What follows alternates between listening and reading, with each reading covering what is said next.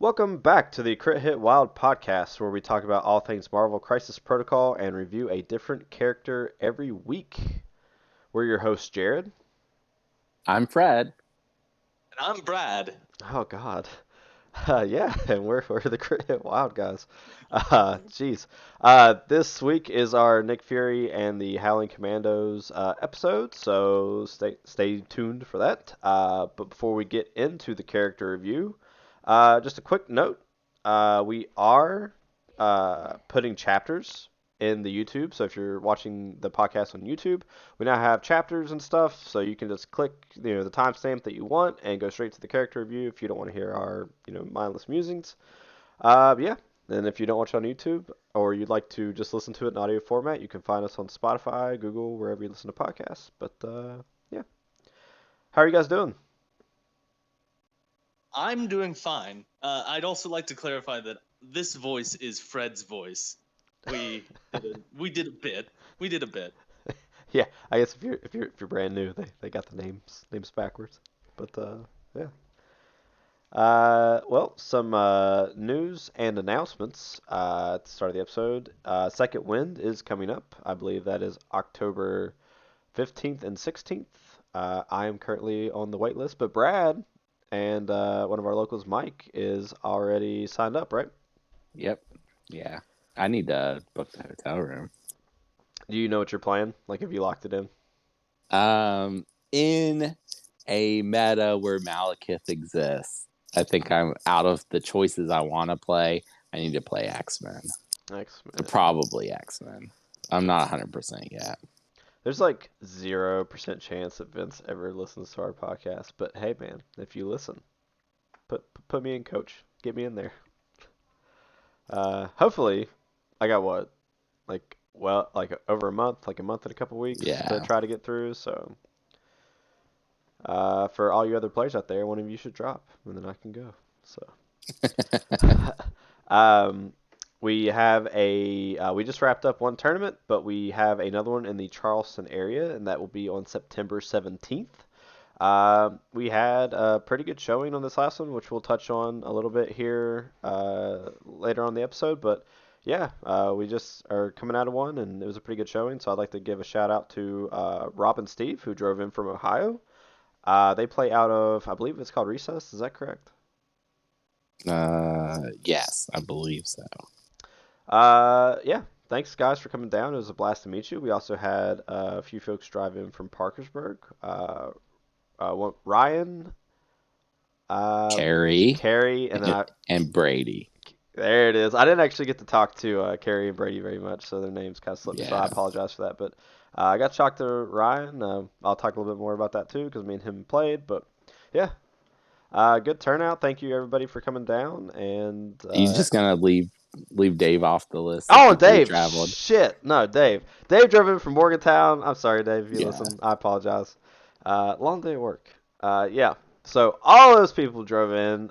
It was only myself and Mike who played locally, but just kind of a storm of vacations and family coming in and everything else, which is why we didn't have a few more people. But yeah, so hopefully I see you guys at the next one. Yeah, it sounds like it was a party, and I really regret missing it. It was I was out fun. of town visiting family. It was a good time, but there will be a tournament by the time this episode releases at the Fabricators Forge in Pittsburgh, Pennsylvania. So good luck to everybody who is participating up there. As soon as they announce when their next tournament will be, I'll be sure to plug it in. But I don't think that there was any other AMG news to come out this week, unless I'm mistaken about something. I didn't. I don't remember anything. I think I've seen some Star Wars stuff. Like I know the Mandalorian, Yeah. old Din Djarin, or however you say his name. Din Djarin. Yeah, Din Djarin. He's I think that they linked some stuff for him, but yeah, no Marvel Crisis Protocol news that I'm aware of.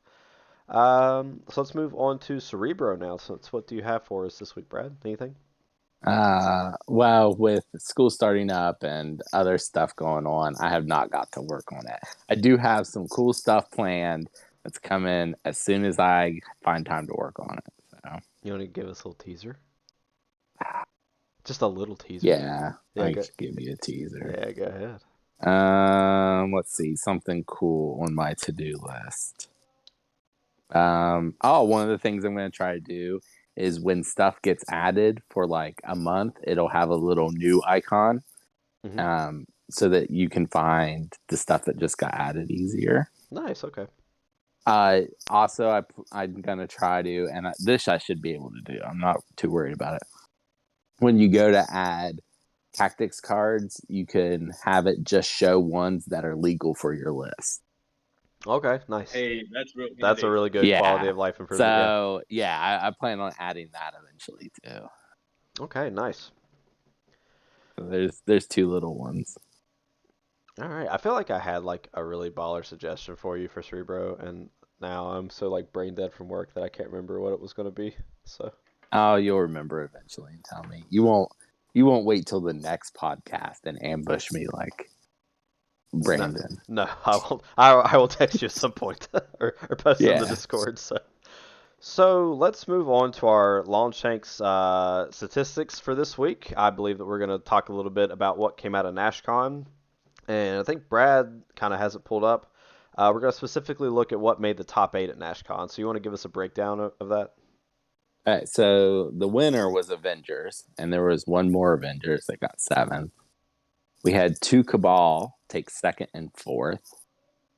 Criminal Syndicate took 3rd. Web Warriors 5th. Guardians of the Galaxy 6th. And Asgard 8th, but he dropped after he lost his first game. So I mean, that's a pretty... Other than, well, I guess what, double Avengers, double Cabal, which you kind of expect Cabal because, you know, Malekith has just released and is like legal for a lot of like events, so I would expect to see a little bit of like duplication there, and then Avengers is always pretty prominent, so I don't think that's very surprising. One was Sam only, the other one was Sam and Steve. Steve's been killing it from what I understand. I feel like he would probably be pretty good into Malekith, so with Heimdall. Yeah.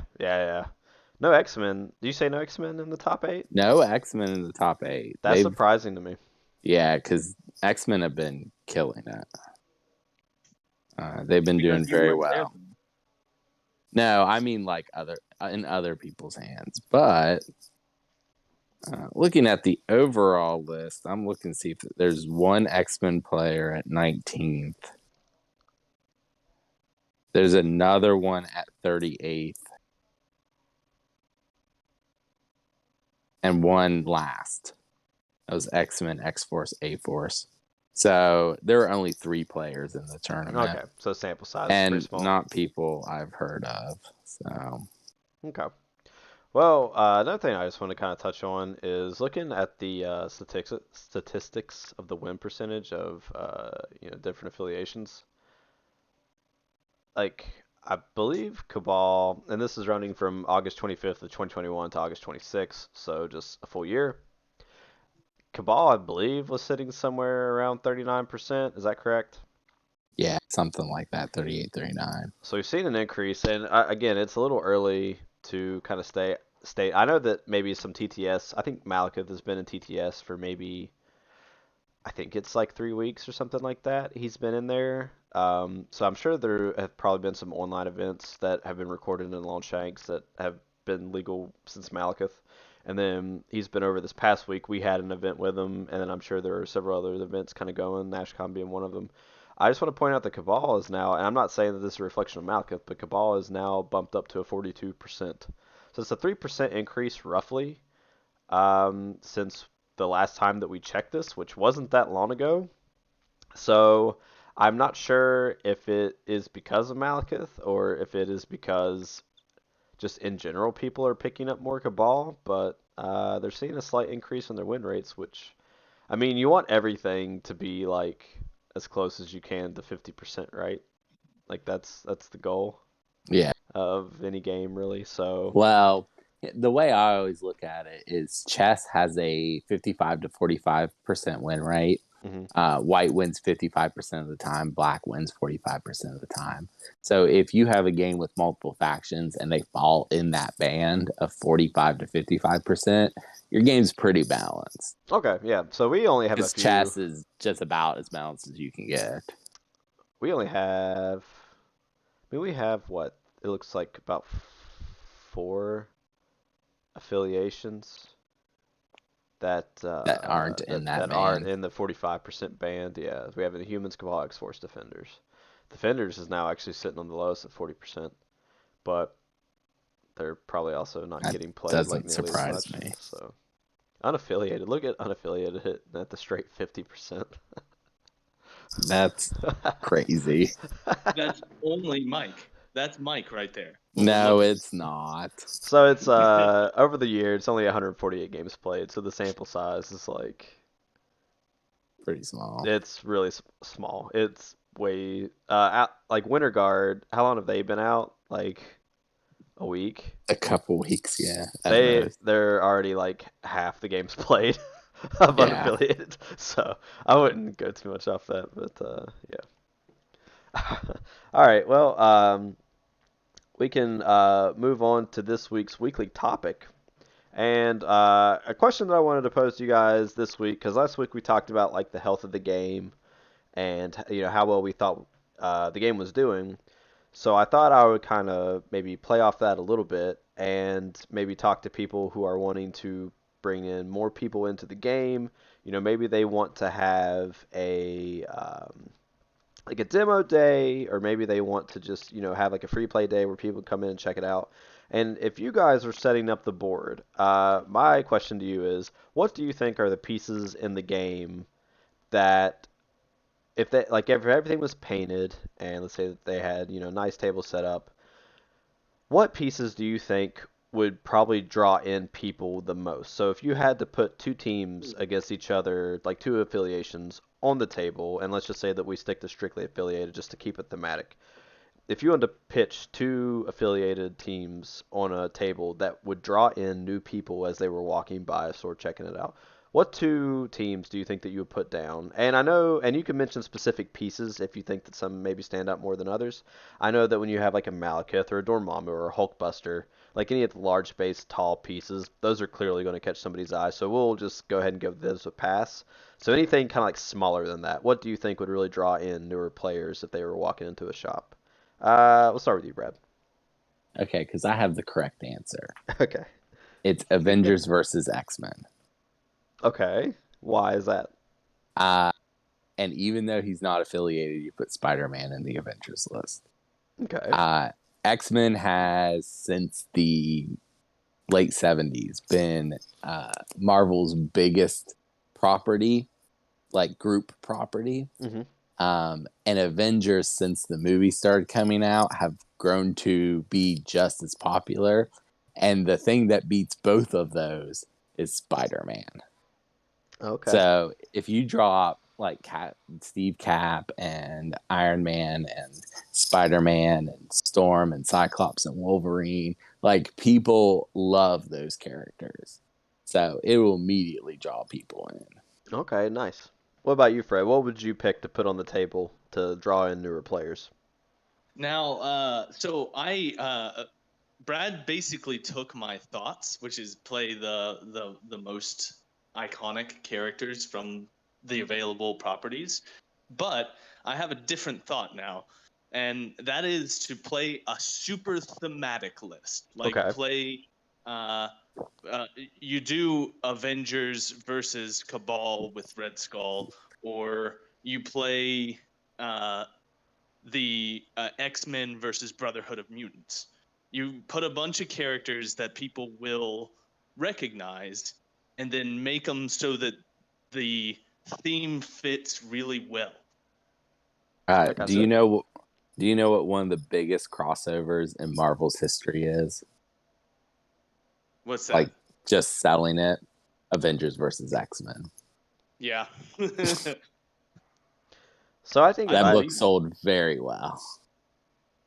I think if I did it, I probably would put some version of Avengers on the table. I think I would probably put in some of the X-Men though, like on the Avengers team. Like Wolverine would be a big one that I would put in because everybody knows who Wolverine is. And then I would probably do it against Brotherhood because Magneto is like a really like cool and impressive piece. Like I think that he's like one of the more impressive pieces that's not like, a really big like Huge. yes, it's like set piece model. But I Yeah. think I would definitely do something like, Avengers with a little bit of X-Men and then Brotherhood and make sure like 100% that like Magneto and Juggernaut gets on the table. Yeah, the charismatic bad guys. Yep. They've got to make it. I would do that. So I just Hmm. wanted to get your guys' thoughts and see what pieces you thought would maybe draw in some newer players. So That's an interesting thought experiment. if It makes me want to actually do this. yeah, we should probably run a demo day one day at our store and see if we can't get some people coming down. I know I that mean, we did. every Wednesday's a demo day. If someone shows up and says, "Hey, teach me how to play," No, that is fair. yeah, I'm sure that we could get somebody like JB or somebody to give a shout out and say that we're gonna have a demo day or something like that. So yeah, he would absolutely for us. Yeah, and it's something that could be advertised. We yep. could like put it on flyers or something. So yeah, if you guys from wherever you're listening from, do a demo day or get some new players in, let us know what pieces worked out for you, what pieces they were asking questions about and stuff. So we'd love to hear it. But And let's. let the person you're teaching win. Oh yeah, absolutely. Like, yeah, if you ever have a teaching game, you should let the other person win. That Or do your best to try to make sure they win. yeah. Sometimes Sometimes you it's hard. can't. Sometimes it's real hard. Yeah. Well, speaking about games, so this past Saturday, we had an eight-person, three-round event at our local game store that was ran by Brad, who did an excellent job. It was a lot of fun. A couple of those games, well, all three rounds got recorded, so hopefully those will go up on the channel before too long. Speaking of which, if you're subscribed to the channel, or maybe you're not, and you don't know that we're posting videos on there, we do have a YouTube channel, and we are back to posting live games. So I believe myself playing Malekith versus Fred is already up on the channel, and then X-Men versus A-Force, I believe, has just been Yeah, published not that long ago. from a scramble we had. Yep. So the camera angle on the Malekith Yeah. game is a little wonky, so we do apologize for that. There was a little bit of issue whenever we were editing the video, but the rest of them should be okay.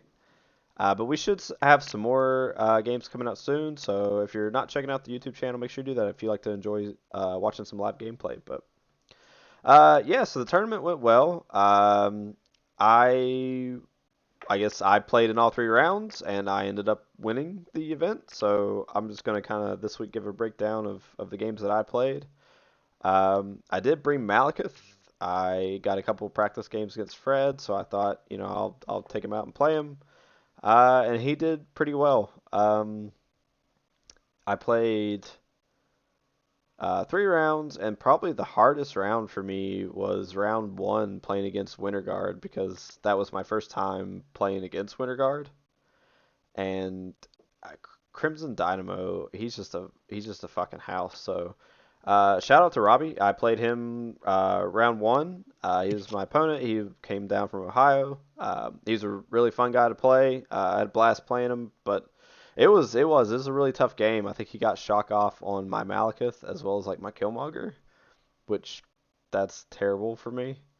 And the rerolls that Crimson Dynamo can do, so paying two to force you to reroll two of your attack dice, and rerolling my wilds, so I never got any of my pierces or anything like that. Just made the whole team very, very durable.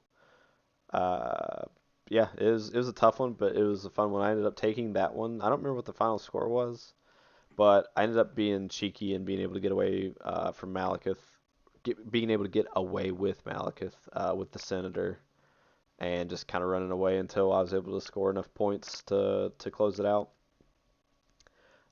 Game two, I played against Dave Brown, who drove in from Morgantown. Dave's a really fun guy. Somehow we always end up finding each other in like every tournament that we both attend to. Like at some point, whether it's round one or round two or round three, we always end up playing each other. It never fails. But he brought X-Men, and I think you were kind of interested to see how that turned out, weren't you, Brad? Weren't you Yeah, beforehand? because I think X-Men's my best chance against Malekith, so I kind of wanted to know how that game went. I think it could have went. So we drew Riot Sparks and uh, Senators, the ones with the safe houses. Uh-huh. I feel like it probably. I got a little bit lucky because turn one he hopped with magic, went to the middle of the board, looked for the Senator, and he would have been able to have the move to get back and kind of out of my threat ranges. So I was really nervous about that. I was lucky enough that he didn't find it in the middle.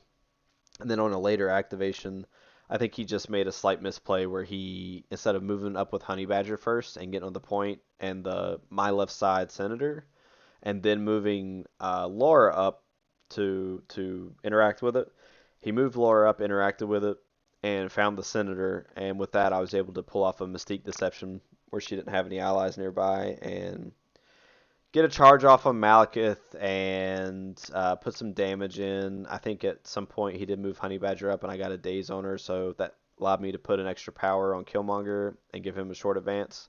Then he was able to charge turn one and get up there and get some attacks off.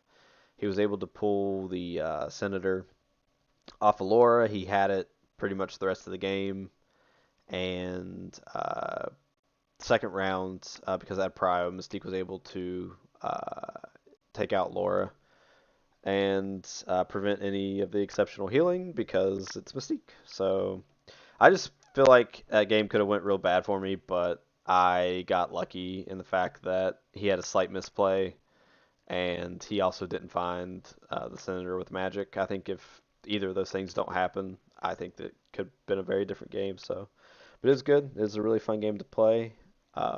And then my round God, three. Oh, go ahead. oh, God, Mystique is good. She's She's so like, good. she's scary good.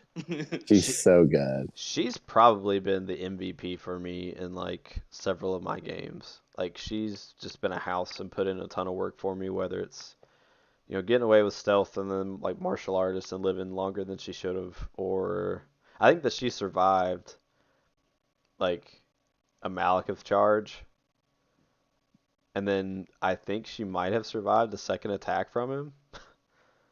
So counting the Pierce and then counting the blanks is really good for her. But just the reactive tactics cards, the stealth, just being annoying. Deception is like, just makes your opponent play different.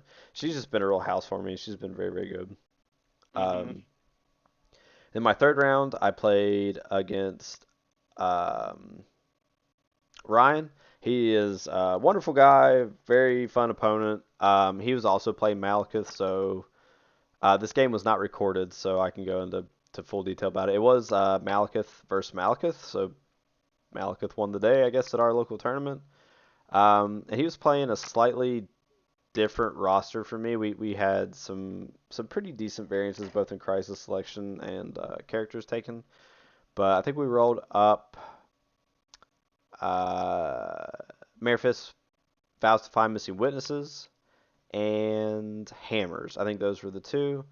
We played Ooh. on 18, and um, I won't go into it too much. He did not have a whole lot of experience playing on Witnesses. I think that I can't remember if he had ever said he'd even played on Witnesses before, and he made a slight, well, I guess it was pretty big misplay whenever he did not contest the left side Witness, and I ended up scoring both Witnesses, and then through I think I pulled a hammer off. I was able to also score 3 hammers, so I went up 7-1 round one, and then from there I just kind of was able to maintain that strong lead that I was in.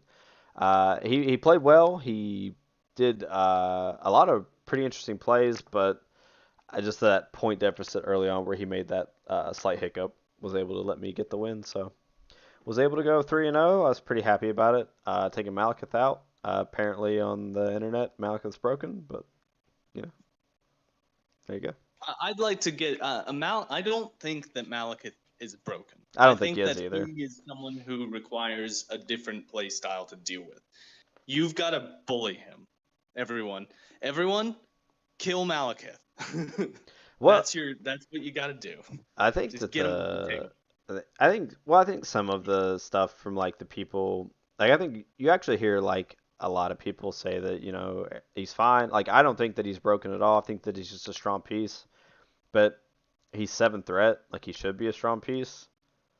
Yeah. Um, I still think like at the end of the day, he does have a little bit of displace, but all he really does is like all he does is murder things. I think that I Thanos I is like, hardcore. huh? Keep going. Keep going. Sorry. I was just Keep say, going. I think like pound for pound, Thanos is like I think that Malekith is strong and like he murders things good, but I still think that Thanos is probably like more oppressive. Like when you look at like higher threat characters, like I think that Thanos is still worse than him. Um, I agree, and I disagree with your statement that he doesn't do anything but kill because he has the Midnight Phantasmagoria card, Fair. Okay, yeah, which is crazy. he does have a good amount of control, I guess. Yeah, once you apply the Taxes card as well. Um, yeah, I don't know. I don't think that he's broken or power crept or anything like that. I think that was it Nate from the Gamers Guild? He has a video and he broke down I think some math comparing Malekith to Corvus Glaive, and he still has less consistency than Corvus as far as like just Yeah. raw throughput. So I mean he is good, but just because he's new, don't let that spook you. He's still fine. If people are playing him a lot, don't give them a hard time for playing him. And likewise, if you're playing against him, just it just takes a slightly different strategy. I know that sometimes when people like the turn one ferocity and the throw and everything like that can kind of catch people off guard. So I can see where that might lead initially to like a negative experience. I've heard plenty of complaints about Corvus Glaive and like how he does, and so, but I don't think he's bad. But yeah, thank you for running that event, Brad. That's a lot of fun. Yeah, no problem. I like running events. And thank you again for everybody coming out. So, but I think with that, unless you guys had any questions about the games, we can move on. I All think right. we should move on. All right, so let's go and get into character reviews. So we're looking at Nick Fury and the Howling Commandos with their alias Nicholas Fury Sr., Timothy Dum Dum Dugan, and Gabriel Jones. So I don't good on them for putting the alias in there. I guess if they would get another version of these models, I'd be surprised. But uh, they are 3/3 stat line. They have 5 stamina, 3 threat, size 2 medium move. And they go up 1 stamina on their injured side, and that is the only thing that changes. So they gain a stamina. They have 3 different attacks. They have a physical range 4 5 dice, flat 1 power gainer with a wild pursuit. So before damage is dealt, this character may advance toward the target small. So it has to be toward who you're shooting, but you get a free move. They have grenades. It's range 3, 4 dice, 1 power cost energy attack. After it's resolved, the target character gains incinerate, so they just auto gain it. Similar to Dominoes, but 1 less range. And then they have their spender. So it's physical, the show's over. Range 3, 6 dice, 3 power cost. Before choosing a target, this character chooses whether the attack type is physical or energy. And then it has a wild port on. So after this attack is resolved, this character may make a prototype weapons attack. So you're going to get a 6 dice attack, physical or energy. And if you hit the wild, you're going to get a 5 dice attack followed up with it. They have a 2 power cost active superpower, siblings in arms, excuse me. Choose another allied character within 2 of this character, place this character within 1 of the chosen character, or place the chosen character within 1 of this character.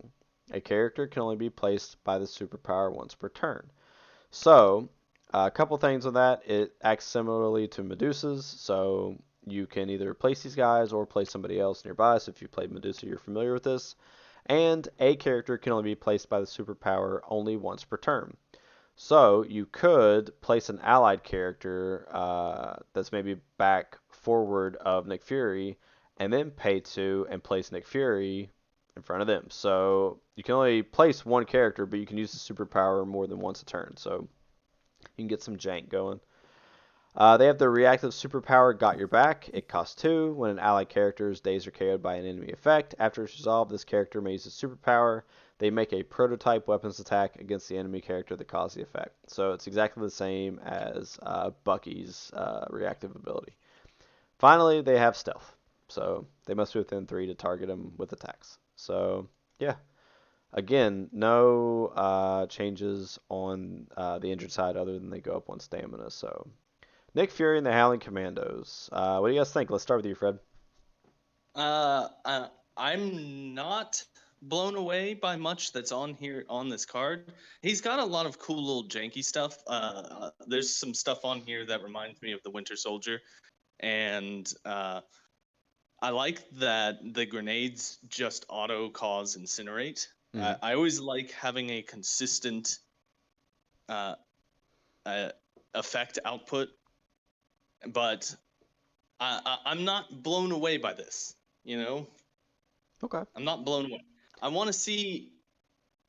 Well, we do we know all of his tactics cards? I haven't pulled up, so after we kind of look at the card as a whole, I'll go over the tactics cards as well. Okay. Okay. All right, so not too blown away by what's on the card as it stands. What about you, Brad? See, I'm looking at him and I'm thinking, man, I like to play Bucky. Lots of people like to play Bucky. Why not play a second, slightly different Bucky? Okay. A slightly not as good Bucky. Yeah, there's give and take because the places are different enough that they could be better in some situations. The range isn't as far. He doesn't have rapid fire. Yeah.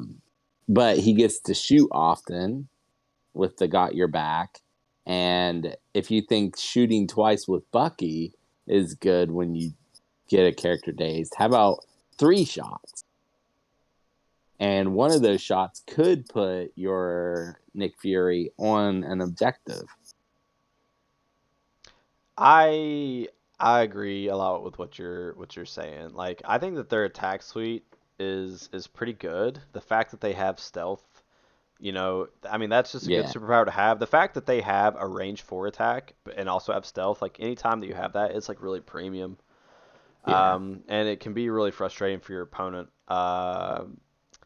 Grenades, if you can generate 4 power, grenades into the show's over, can be, pretty devastating for a model. But I think that the most interesting thing for me is Siblings in Arms and Got Your Back. Like, if you're playing Shield, I think that these guys are really incredible addition to Shield. And I think, one of the reasons that you play Shield is because either you like the affiliation or because you like Eye in the Sky, which is that's a really good card. It's a really cool jank card. And when you take like Eye in the Sky, and then now you're pairing it with like Winter Soldier's ability to kind of like hop around, and then also have Siblings in Arms, which is letting a lot of like displaces kind of go on. And then to Brad's point, having double Got Your Back is really gross, and it's really when you play an Eye in the Sky and they really need a piece dead, and the piece moves out, and it costs them like, their buffs or whatever they were doing to try to take this character down. It makes them rethink their turn, and then if they really want to, they have to put in extra work to daze a character, and then once you daze that character, you're getting shot 3 times. Like, it's very punishing to kind of go after their models, and that's really, really interesting to me. Um, but let's go over their tactics cards and see if we can't sway Fred a little bit more. So I'll start with the one that I personally think is fine, but is not as exciting as the other one. We have Over the Top, which is unaffiliated and it's active. During an allied, Nick Fury and the Howling Commandos, or Steve Rogers, so it works on Steve in both his iterations. Character's activation, it may spend 2 power to play this card. Choose an enemy character within 4 of this character. This character may advance its speed toward the chosen enemy character. After the advance, the opposing player may choose a character they control to make an attack targeting the advancing character. So just to kind of go over that a little bit more simply, You pay 2 power, you pick somebody within 4. It lets you advance toward them, and then your opponent gets to pick any character he has on the board that's not dazed or KO'd, well, clearly not KO'd, but not dazed, and then they get to make an attack targeting the advancing character. If you play this right, or if you get it in certain situations because of stealth, uh, in some instances, depending on board state and who you choose, they might not even get to attack you. So there is that. That's a fun little bit of jank. But yeah, what do you think about this card, Fred? I mean, you're right. There, like according to board state, you might get a nice, tasty move out of this without getting a hit back. But there's so much setup that you have to get to, and to make that happen.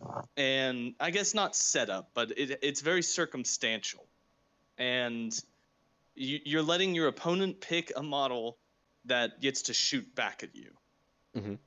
Like it's giving your opponent a free attack against you. It is. It's not free, Fred. You paid 2 power to make get that attack. attack happen. Yeah, exactly. I do not know. I think don't this card see is this. trash. Yeah, I don't see I think how it's this absolute trash. I don't know if it's trash. I don't know that it gets played It's because trash. Shield is already super tight on cards. Yeah, this is in Shield where you have so many great tactics cards. Well, it is unaffiliated, so if you are playing it, Oh, true. yeah, True. so you could play it other places. I don't know. You guys see it as trash. The only place I would play this card is with Leader Captain America. So because that attack won't do anything. Because it's Steve Rogers, like you could take it in Avengers, which they're not as strapped for Taxes cards. So you could play this on Steve. This puts him it's 2 power. He advances if they primarily only have energy or physical attacks. He can get onto a point. So this is a free move for him to get into a point, get into bodyguard range of a character that you have, and then probably do 2 shield throws. Like I see this predominantly in Avengers as pay 2 power, get on a point, get in bodyguard range of something, and then probably throw 2 shields. That's the way I'm looking at it. Okay. I think it's much better if you play it on Captain America and Avengers than I do in Shield. I will say that. I will say this: I'm not able to theory craft anything that makes me want to take that. No.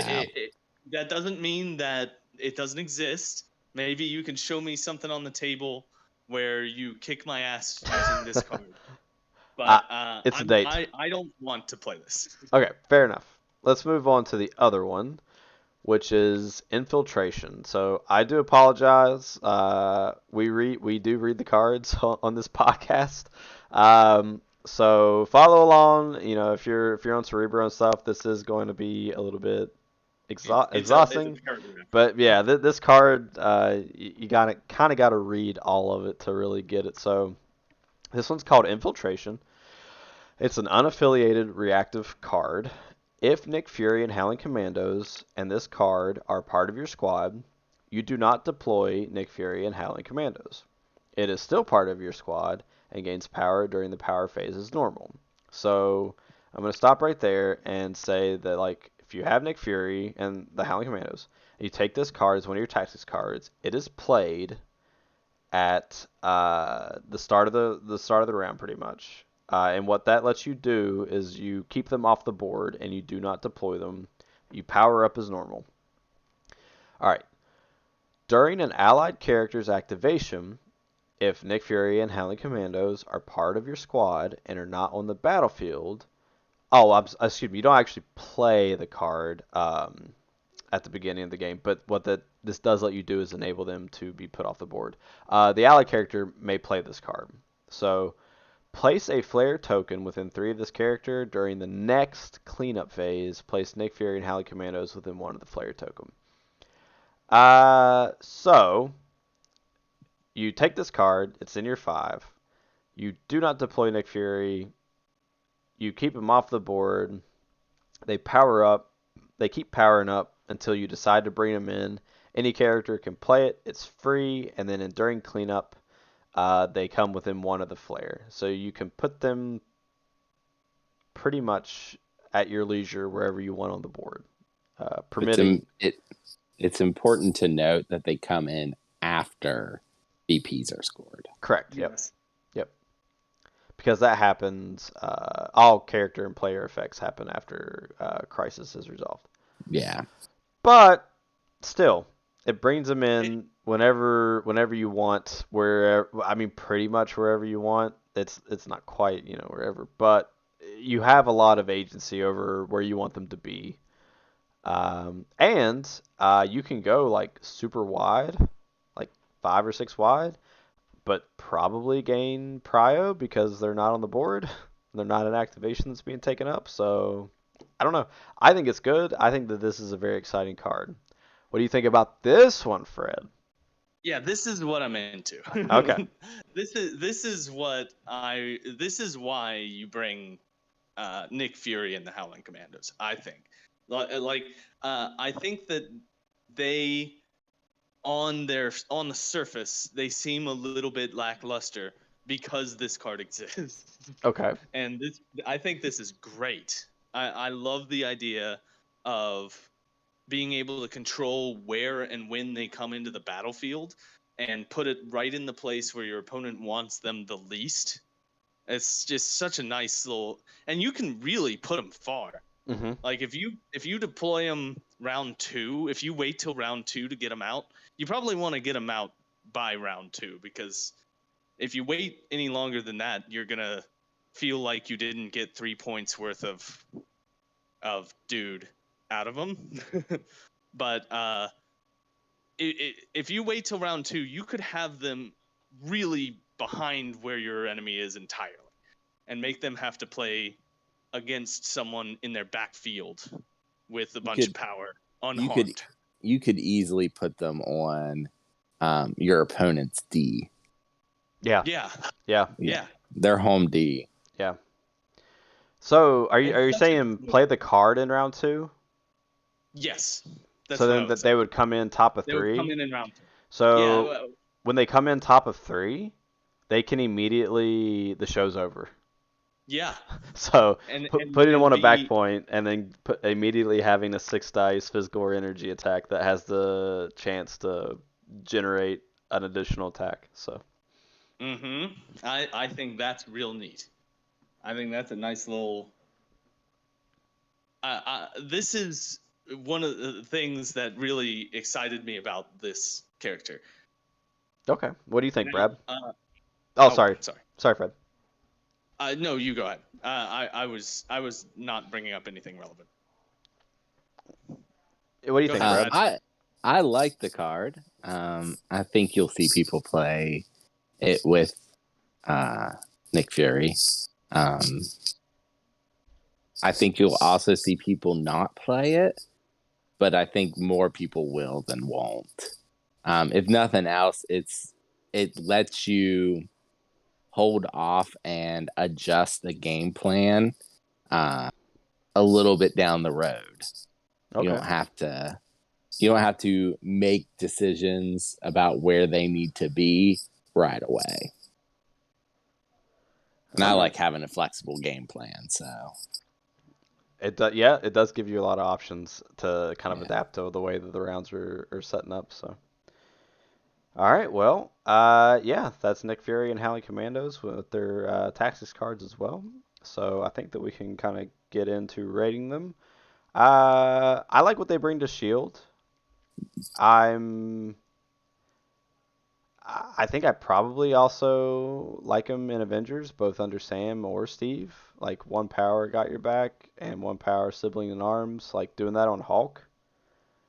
Like turn 1, you can do that for Hulk and get him up on the board, and then Hulk also has his Gamma Leap and so he can get wherever he wants. So I like him a lot in Shield, and I like him a lot in Avengers. I also really like these Tactics cards, so I'm going to give them. I'm gonna go B+. I think that they're a pretty good piece. So, What do you think, Brad? I think that you'll see them fairly regularly in Shield, a solid affiliated pick. So I think that's like a B level. Okay. What about you, Fred? So I'm a little cooler on them. Give us a I mean, C. Give I'm it to giving them a us. C plus. I'm That's giving a C plus. C plus. And All right. yeah, I think that you might be able to punch me up to a B minus with the thought of moving Hulk that far forward. How big is their base? Like, is it a medium base? I believe they're medium. That's a great question. Like, because that affects it enormously. There's actually. no way that like it's 3 dudes. Like Yeah, picture it's them. it can't be on a Hey, small base. It the has to be. question is whether it's medium or large, Oh, not no, whether no, it's no. small. If it's a okay, I'll tell you this right now. If it's on a large base, I'm pumped up to a B plus. No. They're medium base. I imagine they're the Yeah, same as the Shield I agent. think that it's a medium base. But still, Yeah, so I'm gonna land on. I'm debating between C plus and B minus. Jesus Christ, medium base. They move up. They can move up like 2, and if you put them and Hulk side by side, like a medium move gets them not quite like 2 across from Hulk, but like it doesn't get you max 2 across from Hulk, but it still gets you like pretty good in front of Hulk. And then putting yeah, I'm sorry, I'm probably gonna try them out in Avengers. That's exciting me. Go ahead. Yeah, okay. What are the All grunts right. on? Medium. Okay, they're probably medium. They have a custom base, so I can't tell. But that's probably medium. They look about as spread out as grunts. All right, so you're sitting on a C, Fred. I think it's C plus. C plus. That's So why I'm gonna stick with the C plus. a B plus, a B, and a C plus. So it brings us to just an average right around B. So yeah, a pretty decent piece. I look forward to playing against Fred with them in the future. Yeah, go ahead and kick my ass with them and show me how I'm wrong. All right, so that takes care of the review for Nick Fury and the Howling Commandos. So I think that we're ready to move on to our comic book recommendation, Brad. Okay, I have 2 recommendations today. I'm gonna do them in the reverse order I wrote them down, though. So the first recommendation is Sergeant Fury and his Howling Commandos. It's the name of the comic. I think officially it's just Sergeant Fury, but on the cover it says "and his Howling Commandos." So this is the series where they first premiered. The series starts out being written by Stan Lee and drawn by Jack Kirby. Eventually they leave the book, but this is clearly where they base the models off of. And it's Stan Lee and Jack Kirby. They invented the Marvel Universe. They're really good at comics. This is probably good. Like, really good. Even for Jack Kirby art alone, it's probably worth reading. Not to like distract you or anything, but somebody was talking. I think I was reading a thread the other day because I think AMG might is maybe when they posted that still of the Sentinels. But people were like, one person was questioning like why people love the Sentinels so much because they don't like they do some stuff in the comics, but from what I was understanding, like they're just there to get their ass kicked. Yes. Yeah. Yes. And they were like, I can't for the life of me understand why people love Sentinels so much, why they're so iconic. And they're like, it's just like Kirby was just so good at It's like the design. at designing Yeah. stuff. Like he was just a They look mastermind. cool. Yeah. They Absolute look mastermind. Cool. So yeah. just want to go off on that tangent. Go ahead, sorry. But each issue is its own story, and they fight Nazis a lot. It's a classic. And I checked, and there's like 43 issues on Marvel Unlimited of that. The next one is way more modern. It's called Journey into Mystery: The Birth of Krakoa. It's written by Dennis Hopeless Hallam. So he wasn't using his real last name when he started writing comics. He used Hopeless, but he started now using it. It's Hallam. And The artist is... I'm not even going to try to this first name. It's DJIBRIL.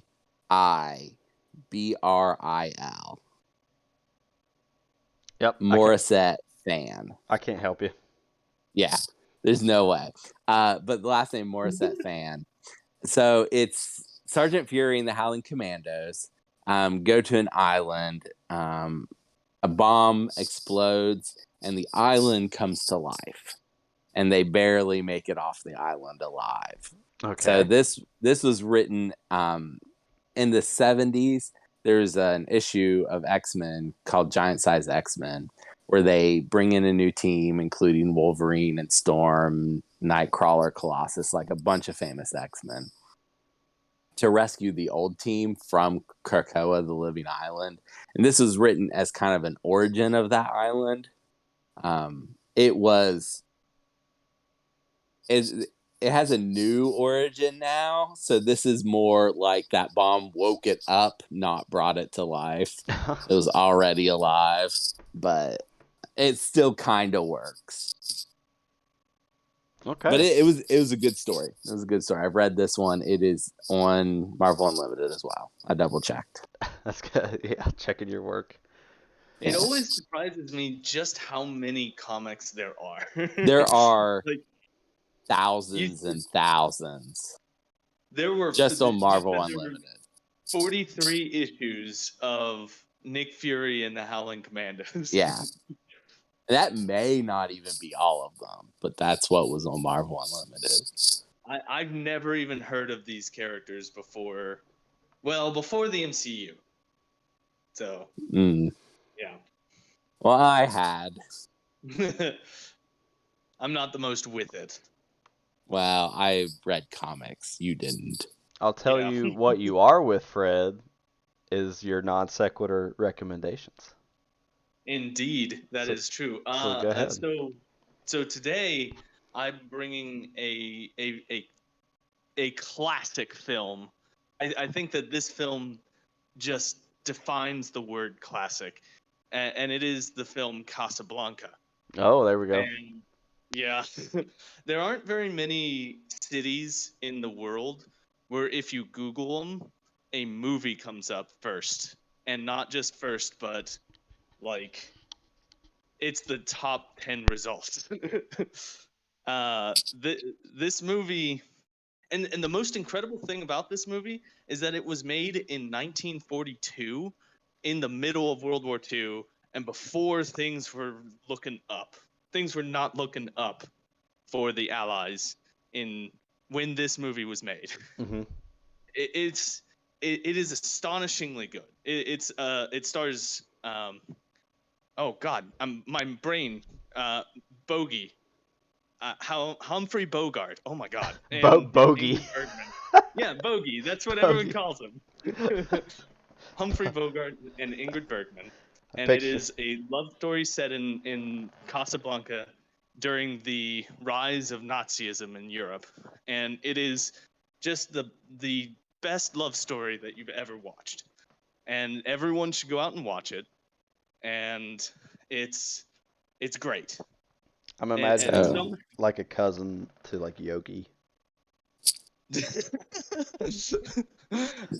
So Fred, even though I am very sure I would like this movie, I have never seen it. It is worth watching. Yeah, I'll tell you that. I need to watch it. Like it's right up my alley. Yeah, you liked Chinatown last. Oh, episode? I love Chinatown. Yeah, then I mean they're not in any way similar movies. No, but it is of a quality. It is of the same quality. It's one of the movies of all time. It is one of the most movies of all time. But yes, that's my recommendation for today. Everyone should go watch it. I don't know where you can watch it. I'm sure it exists. I'm sure that you might need to get something like the Criterion Collection, but it is worth getting. All right, well, it is on HBO Max. Look Oh at that. shit. Look at my man doing the research quickly. Look at that. Yeah, just go Yeah, get you a a hint out subscription. there for people: if you type the name of a movie and then stream, Google tells you exactly what it's on. You can also I rent it on a bunch of things for $4. I have found that half the time, with how quickly stuff goes on and off of streaming nowadays, Google is wrong. Like Mm, it will tell you that something is streaming on Netflix or Hulu, and then it won't be right. It won't be on there because it was streaming it 3 months ago, but it's not now. it has never been wrong for me. I'm opening up HBO Max right now and checking. Okay. Well, While he's I doing have not that, watched a lot of horror movies. thank you for the recommendation, Fred. Yeah, sorry. That is all for us this week. Thank you guys so much for joining us. If you liked what you heard, leave us a comment. Let us know what you liked about it. Also, give us a like and maybe a subscribe. And I think we still have some newer characters still to kind of go through, but once we kind of chew through the backlog of new characters that have been spoiled, always let us know what you want to hear next. We kind of go back and review some of the characters that have been out for a long time as well. So if there's a particular character that you're wanting us to cover, let us know. But until next week, see you guys later. Bye.